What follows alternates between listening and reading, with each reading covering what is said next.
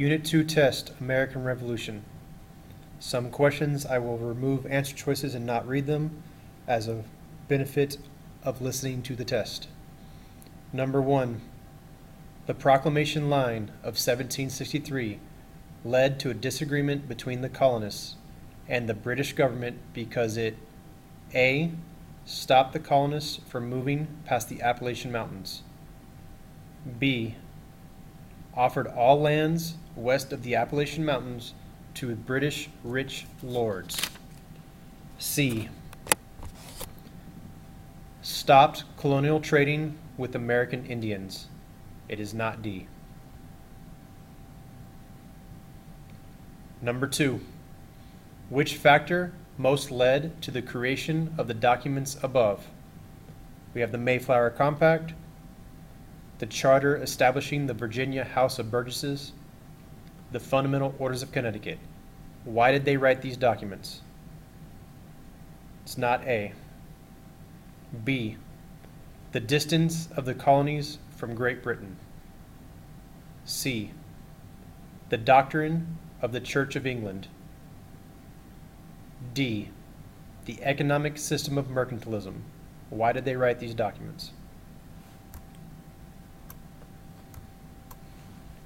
Number 3. Who liked the restrictions on the colonists, such as the Proclamation of 1763, the Sugar Act, the Tea Act, and the Intolerable Act? Who liked those? A. King George III, B. George Washington, C. Samuel Adams, D. Paul Revere.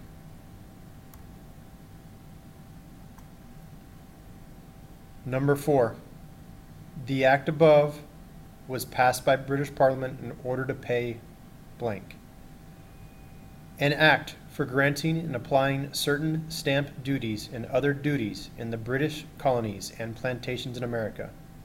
For every piece of parchment or sheet of paper on which shall be written or printed any declarations, plea, or other pleadings of any copy therefore in any court of law within the British colonies and the plantations in America, a stamp duty of 3 pence. Why did they pass this Stamp Act? A. The cost of keeping British soldiers in the colonies. So they were trying to pay for the cost of keeping British soldiers in the colonies. B. A profit to the British government for starting the colonies. C. The costs of running royal courts of law in the colonies. It is not D.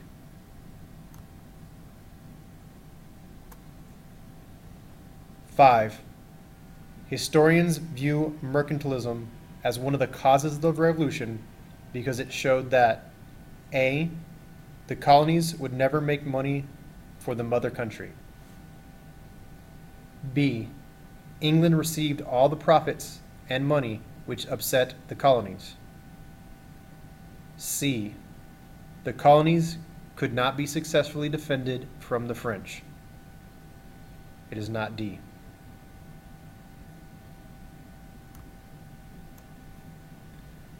Number 6. In the years after the French and Indian War, many American colonists believed that the new British taxes were unfair because it is not A. B. Colonists were asked to pay higher taxes than those paid by people in England. C. American colonists did not have representation for the taxation. D. Landowners paid higher taxes than business owners active in trade. Why were taxes unfair? Number 7. Which describes George Washington's winter at Valley Forge from 1777 to 1778? A. Washington spent the winter there because he was waiting for help from the French. B. Washington spent the winter there to silence critics who feared he would surrender. C. Washington used the winter there to launch surprise attacks against the British? D. Washington used the winter there to train his soldiers and train their discipline. Number 8. We have peaceful sit-ins at diners during the civil rights movement of the 1960s. Colonists protesting the Tea Act and the Boston Tea Party. These are both examples of what? What do each of these examples in the diagram show? A. Civil disobedience. B. Judicial review. It is not C. D. States' rights.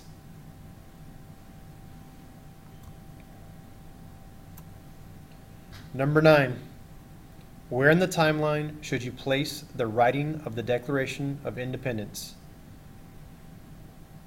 A. In 1765, before the Stamp Act.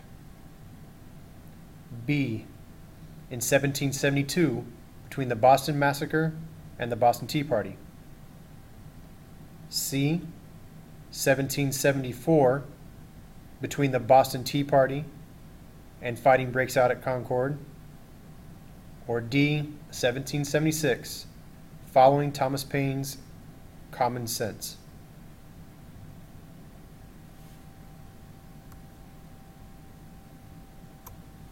Number 10. Which describes what Thomas Jefferson, did for the success of the American Revolution? A. He helped negotiate the Treaty of Paris with Great Britain. B. He was the main author of the Declaration of Independence. C. He commanded troops at the Battle of Saratoga. It is not D.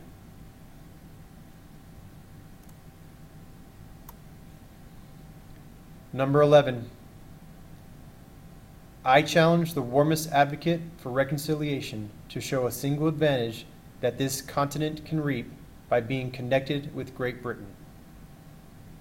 Who was the author of Common Sense, which argued in favor of American independence? So who wrote Common Sense? John Adams, Thomas Paine, James Armistead, John Hancock.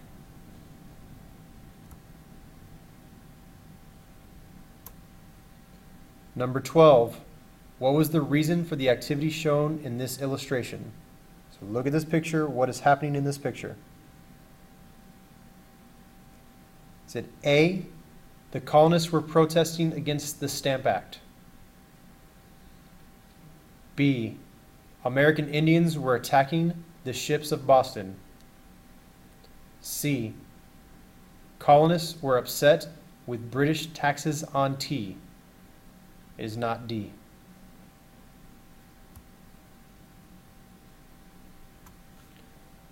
Number 13. The Declaration of Independence stated that all people were born with certain unalienable rights. Which is the best definition of an unalienable right? A, an individual freedom that the government cannot take away. B, a valuable privilege that is enjoyed by only a certain social group.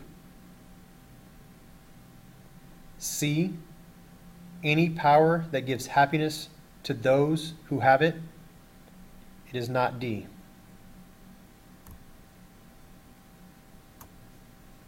(14) Which sentence best explains the Battle of Yorktown? A, a large British force was cut off by American and French troops by land and by a French fleet by sea to end the war. B, the British were able to divide the colonies into two halves, nearly ending the rebellion. C, the French were persuaded by the victory to lend support to the American cause. It is not D.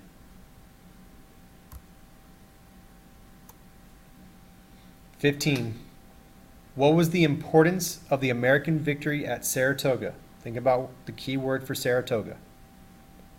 A, it was the turning point that won the support of the French and stopped the British from dividing the colonies in two?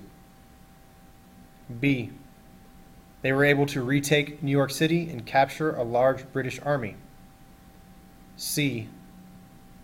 The British were so weakened by the loss, they began withdrawing from the war. D. John Paul Jones was able to escape from the British Royal Navy.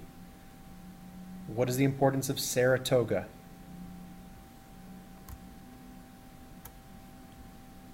(16) Which of the following sentences describes Marquis de Lafayette? A. He was part of the British force that captured the French city of Quebec. B. He led a boycott against the purchase of British goods. C. He helped Washington train American soldiers of the Continental Army. D. He became the first double spy in the American Revolution.